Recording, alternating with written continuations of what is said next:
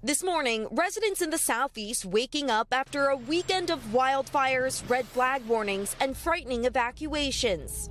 Hurry! In South Carolina, first responders battling more than 170 wildfires as the governor here declared a state of emergency. This view of the blazes captured during a plane landing in Myrtle Beach after powerful wind gusts approaching 30 miles an hour over the weekend spread flames that reached several dozen feet into the sky. And we've witnessed just how easily this kind of dry brush can fuel the fire. We've watched these flames multiply in just the last couple of minutes. The South Carolina Forestry Commission says the fires have been worsened by a perfect storm of windy and dry conditions. Talk to me about the conditions that firefighters are up against. Well, it's very erratic. You saw it, the flames were low, and all of a sudden they jumped up, right? So wind changes can do that, and this kind of a fuel type, as we call it, so it can be a little scary.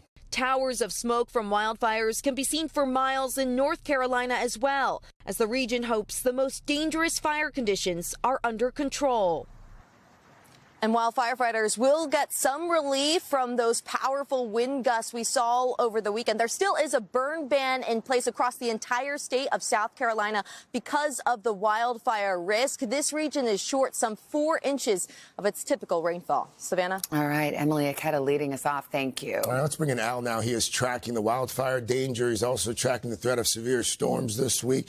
To Emilie's point there, Al, sounds like the lack of rainfall really played a role here. Been a big problem. Good morning, guys, and good morning to you. As you look up and down the eastern seaboard, we have drought, not quite as bad here along the southeastern Atlantic coast, but still dry fuels as the winds, the vegetation, low humidity, and that continues that fire threat today. The wind's not quite so bad, but we're going to continue to watch that. Then out west, the storm system that's gathering, it's bringing winter weather advisories, storm watches, even some blizzard warnings through the Rockies.